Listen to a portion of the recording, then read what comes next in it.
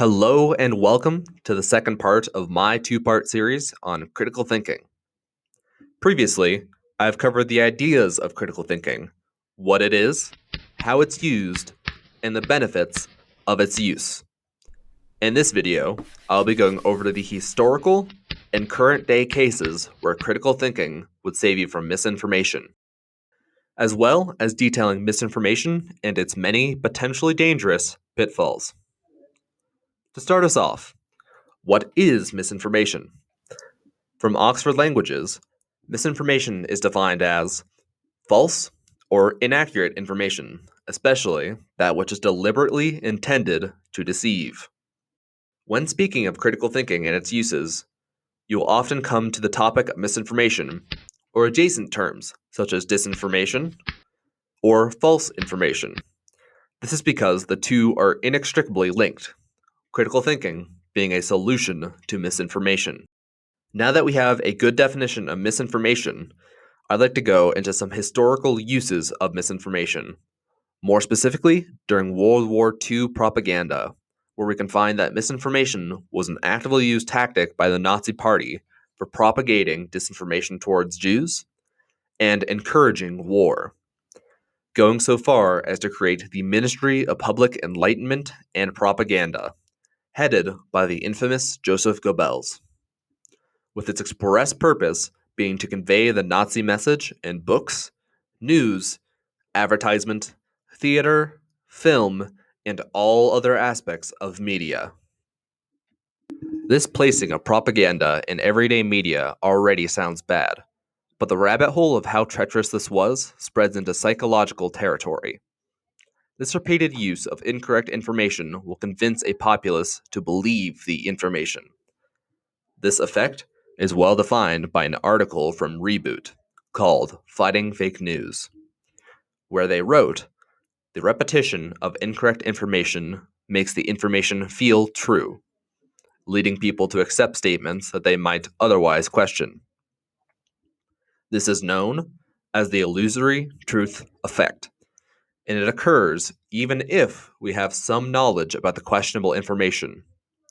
Now knowing of this effect, it is clear why such things were tolerated in Germany, which pulls us to the question of misinformation's use in the world today.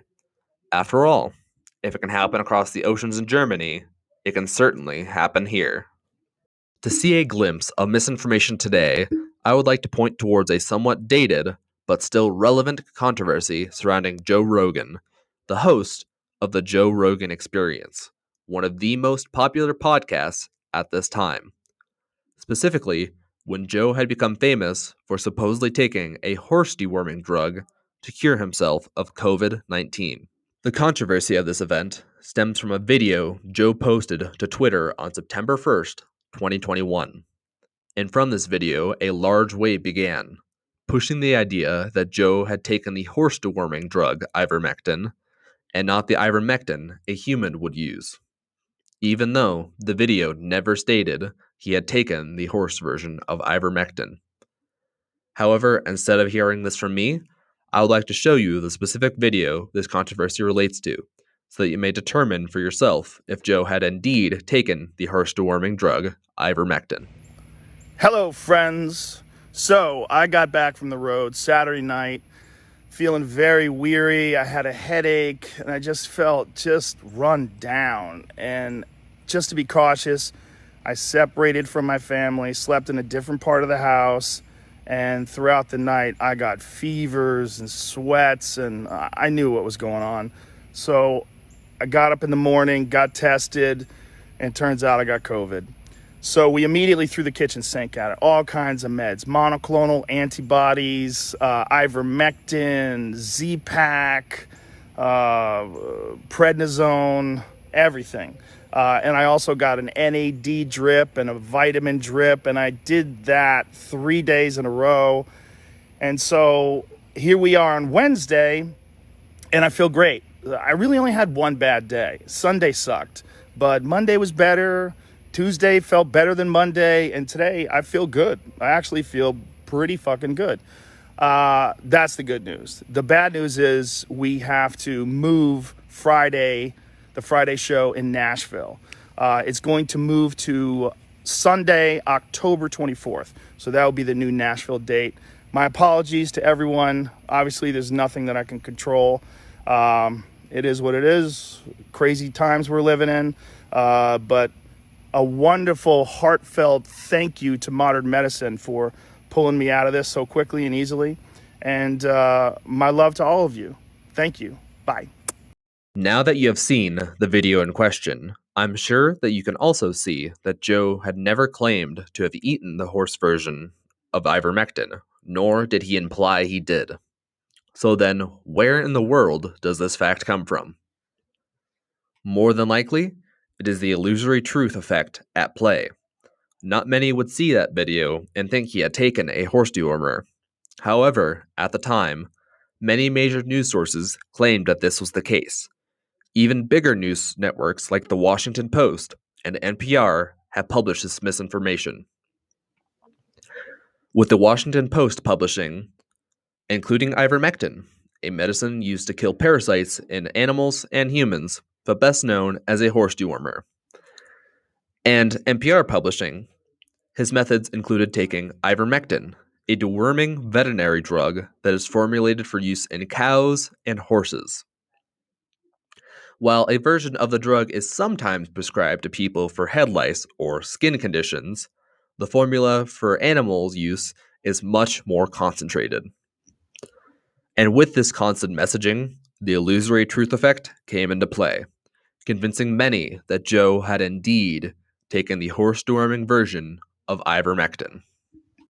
This just goes to show that even those who would be expected to provide good, well-evidenced information will mistakenly or intentionally feed you misinformation. Hence, we come to the problem of what do we do about it? Of course, the solution is critical thinking. If one were to, at the time, employ their skills in critical thinking and watch the video for themselves, they would easily be able to dispel the misinformation.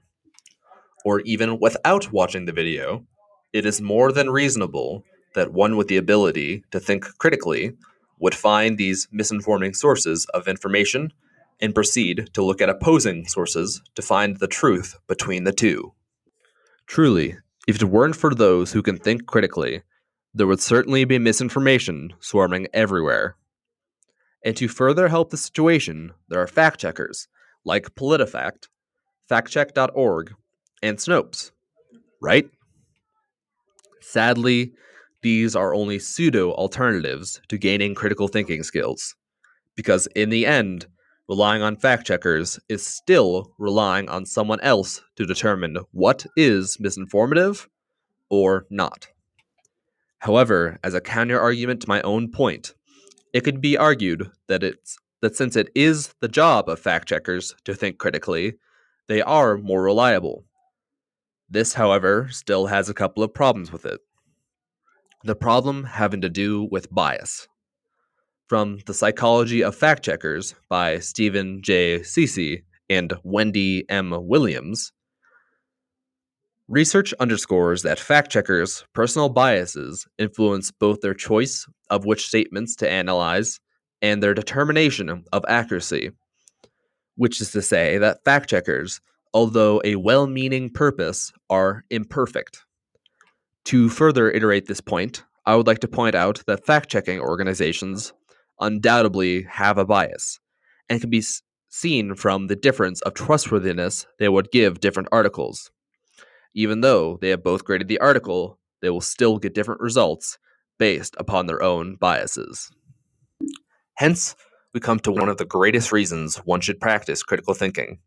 This being the simple fact that we are all human. And with this, all have biases, can be ignorant, and are sadly imperfect. Even if you find cases of misinformation, there's entirely a possibility that the author simply hadn't thought of the other view, had missed something, or was simply lost in bias. However, with one's critical thinking skills, whether misinformation is intentional or unintentional, you can confidently move forward, gathering intellectual, integritous information. To end off this two-part series, I would like to say that after having heard me go over the numerous pitfalls of misinformation and the good critical thinking can provide for someone, I hope it put a passion for critical thinking into your heart. And with this passion, the next time you hear something rather jarring, important, and relevant, you take it upon yourself to dig into the topic and to determine for yourself your view on the topic. And finally, I'd like to thank you for sticking with me to the end of these two videos. And I hope you have enjoyed. Goodbye.